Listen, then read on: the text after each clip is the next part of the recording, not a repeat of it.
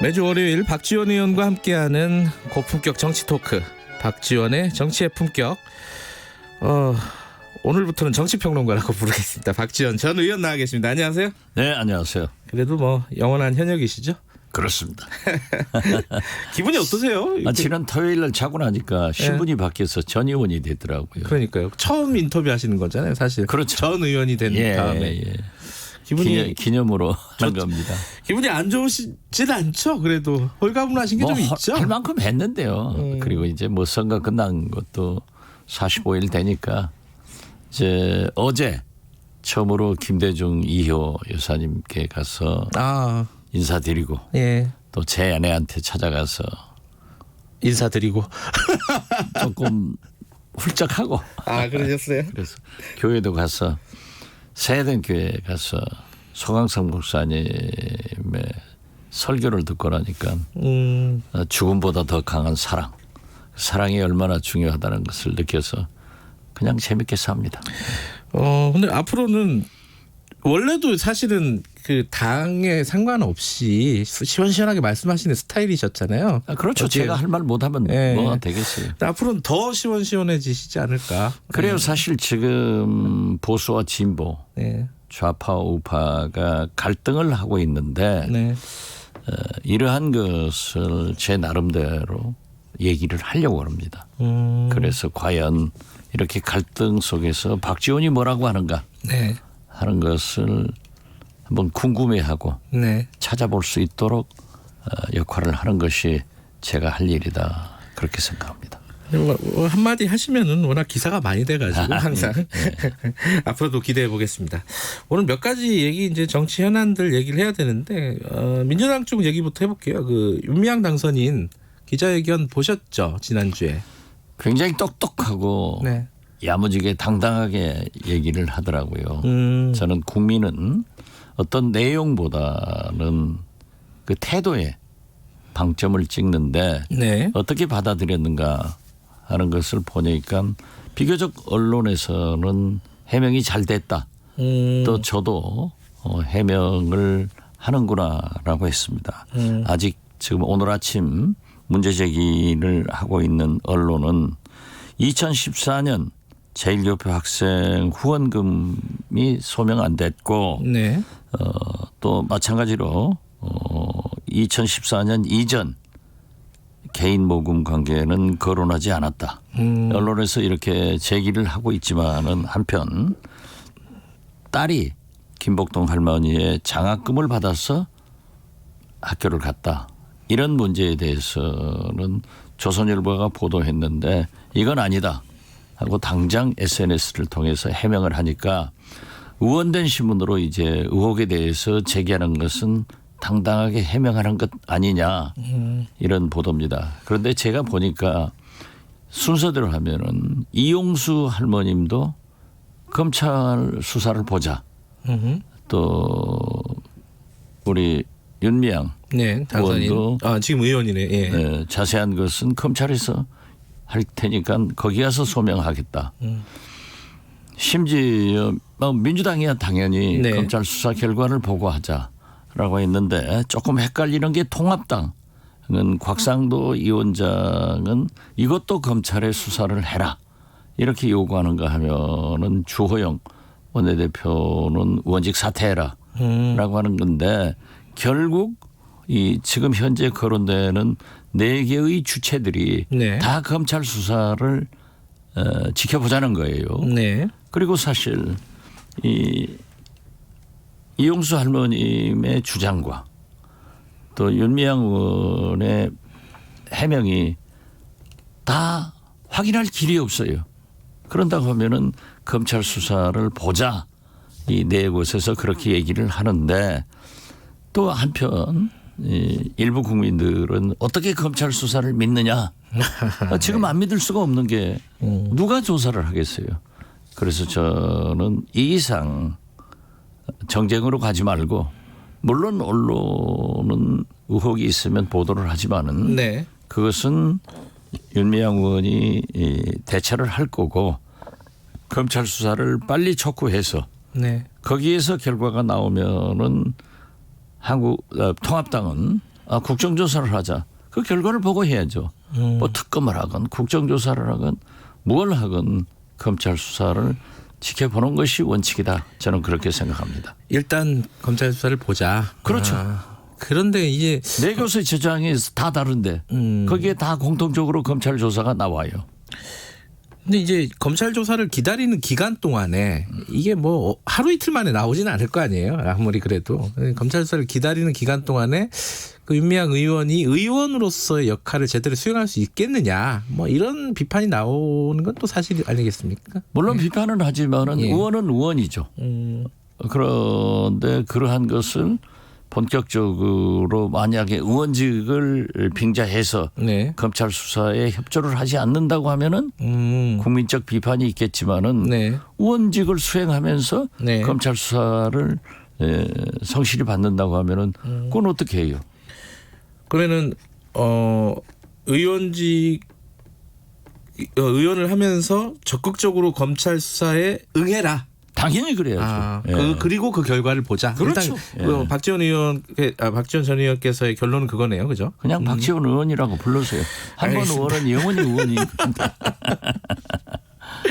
제가 조금 헷갈렸습니다. 알겠습니다. 어쨌든 그거는 모든 주체들이 다들 검찰 조사를 기다리라고 하니까 일단 그거는 기다려야 된다라는. 그럴 수밖에 없잖아요. 하긴요. 지금 뭐 물러난다고 던진다고 이게 또 받아들여지겠습니까? 당에서도. 그죠? 아니, 그건 안 되죠. 예. 그리고 어떻게 됐든 국민이 뽑은 네. 국회의원인데 그 신분의 중요성도 인정을 하고 네. 또 만약에 뭐 이건 진짜 만약인데요. 검찰 수사 결과 뭐 문제가 있으면 구속을 한다. 네. 이런 것은 법적으로 이제 처리하면 되는 거죠. 그래서 거기까지 나가는 것은 네. 두고 볼 숙제예요. 네, 알겠습니다. 이건 좀 두고 봐야 되는 상황인 것 예, 같고. 예. 예.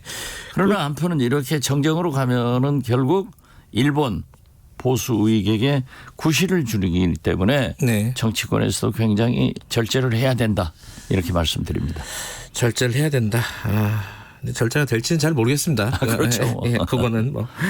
다른 얘기 좀 해보죠. 그 한명숙 전 총리 관련된 증언이 또 나왔어요. 그 글쎄요. KBS 예. 보도를 통해서. 예. 그러니까 뉴스타파가 보도를 했던 게 당시에 법정 증언을 했던 2명이 있었고 그 2명 말고 다른 1명이 같이 검찰로부터 교육을 받았다. 허위사실로 증언을 하라는 교육을 받았다라는 주장을 저희들이 그렇죠. 예. 뉴스타파에서 보도를 했었는데 KBS가 보도를 한 거는 그 증인을 했던 두 사람 중에 1명이 또 자기도 위증 교사를 받았다라는 취지의 증언을 또 했어요. 예, 그렇다고 해요. 자, 지금 상황에서 법무부의 조사가 있을 것이고 또 수사가 진행될 수도 있을 것이고 여러 가지 경로가 있을 텐데 박 의원님께서는 어떻게 보십니까? 어떤 방식이 좋을 것 같아요, 지금은? 모해 이중죄에 대해서는 검사를 조사해야 되는데 굉장히 실질적으로 한계가 있는 것 같아요.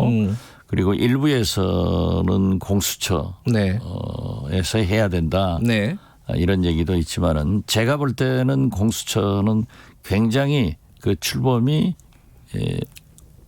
참 난할 겁니다. 무슨 의원 선정부터 국회 청문회부터 굉장히 어렵기 때문에 감찰로 네. 법무부에서 조사를 하든지 네. 안 그러면 법무부 과거사 진상조사위원회에서 조사를 했으면 좋겠다. 이건 이대로 넘어갈 수는 없는 거 아니에요? 예. 어떻게 됐든 증인들이 나오고 그렇기 때문에 법무부에서 감찰 혹은 과거사 진상조사위에서 조사하는 것이 네. 가장 바람직하다. 저는 그렇게 생각합니다.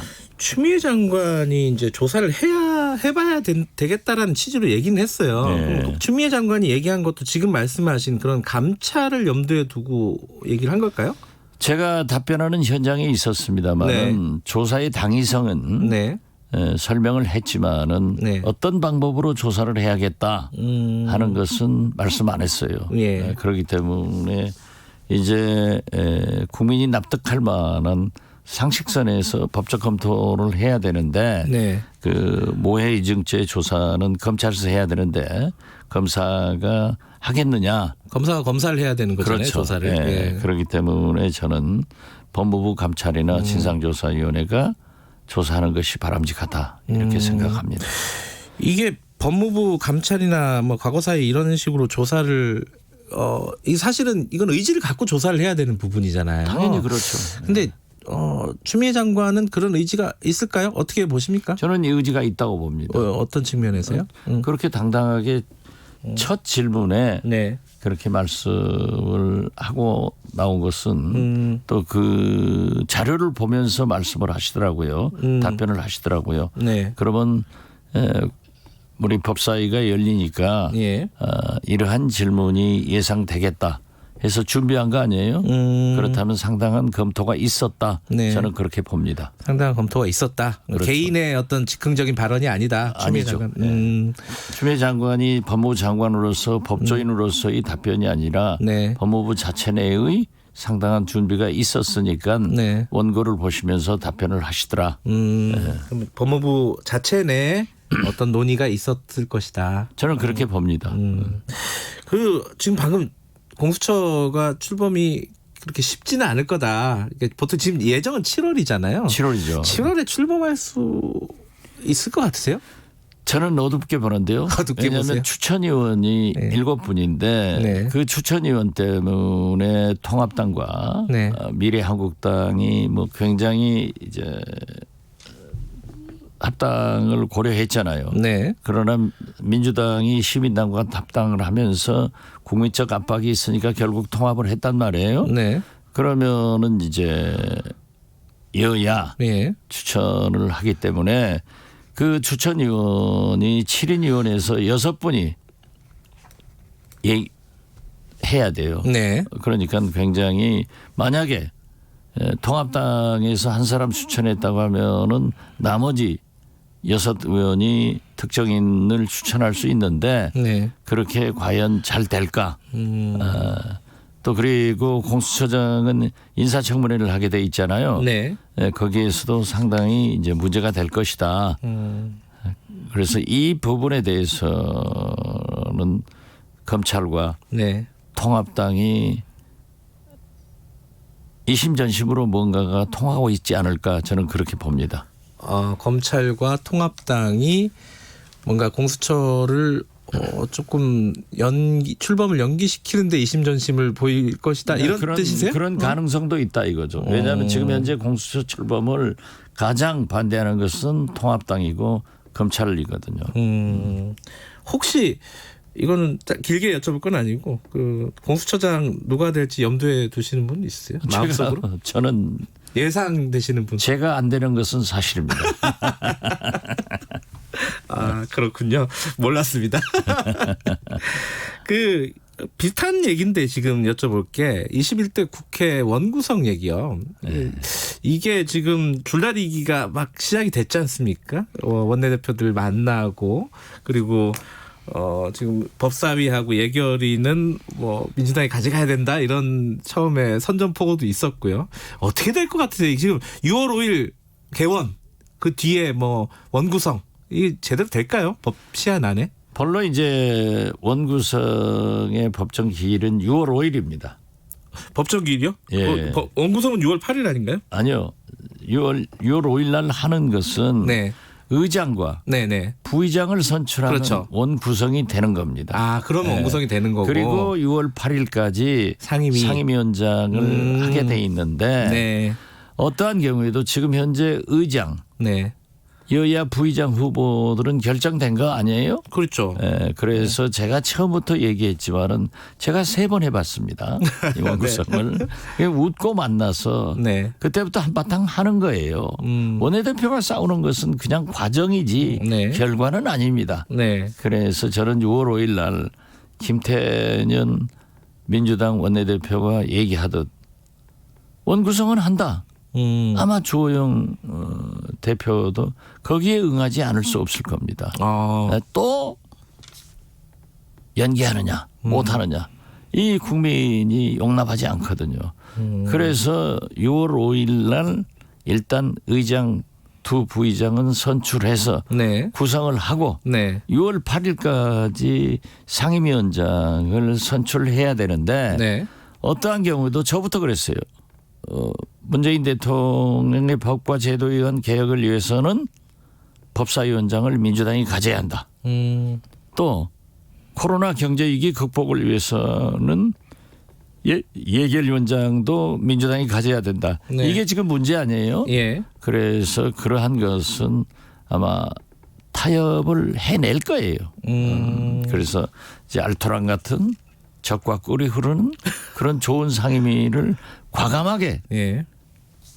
통합당에게 제시를 한다든지 또는 법사위원장은 반드시 민주당이 가질 겁니다. 네. 예결위원장은 그러면 또 한 번 통합당에 준다든지 저는 그런 방법으로 항상 주고 받고 네. 또 야당에게는 명분을 주고 실리는 이쪽에서 택하기 때문에 네.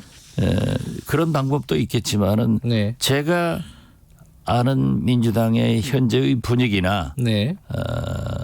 김태년 네. 원내대표의 생각은 6월 5일 날 만약 계속 얘기를 하다가 주호영 원내대표가 안 한다 하면은 진보 세력들 단독으로라도 원구성은 맞출 거고 여기서부터 재패 가면 끌려가면 안 된다. 그리고 6월 8일 상임위원장 배분에 대해서는 조금 더 시간을 가지고 얘기할 수도 있지만은 이것도 오래 가지는 않을 거다. 6월 5일 같은 경우에 만약에 미래통합당 야당 쪽에서 참석하지 않아도 강행할 것이다. 그렇죠. 그게 예상이 되고 두 번째는 법사위는 어찌 됐든 가져갈 것이다. 당연히 가져가리라고 봅니다. 다른 것들은 좀 협상의 여진이 있다 하더라도 법사위는 아마 논의의 대상이 안 될 것이다라고 예상하신다는 거죠. 그러면은 저쪽에서 당장 야 이거 뭐 다수의 횡포 아니냐, 독재 아니냐, 일당 독재 아니냐 이 얘기 나올 거란 말이에요. 나오겠죠. 예. 나오지만은 현실은 협상이 안 되고 또 김태년 민주당에서도 굉장히 국민들에게 호소를 할 거예요. 네. 이거 이렇다. 돌파해낼 그러니까, 것이다. 그렇죠. 알겠습니다. 총선 패배가 원인이죠. 예. 자기들 망하면서 박지원까지 망해놓으니까 내가 조정을 못 해주잖아요. 또 그렇게 연결이 되나요? 이게 야당 얘기를 여쭤볼 시간이 많이 없었네. 하나만 딱 여쭤볼게요. 김종인 비대위 오늘 공식 업무 시작을 한다고 합니다. 예. 김종인 위원장이 뭘 내놓을 것인가 다들 좀 궁금해해요. 워낙 기대감을 막 키우는 것 같아요. 서프라이즈 할 것이다. 그렇죠. 예, 놀라게 할 것이다라고 했는데 뭘까요 이게? 그분은 네. 진보 보수를 넘나들면서 네.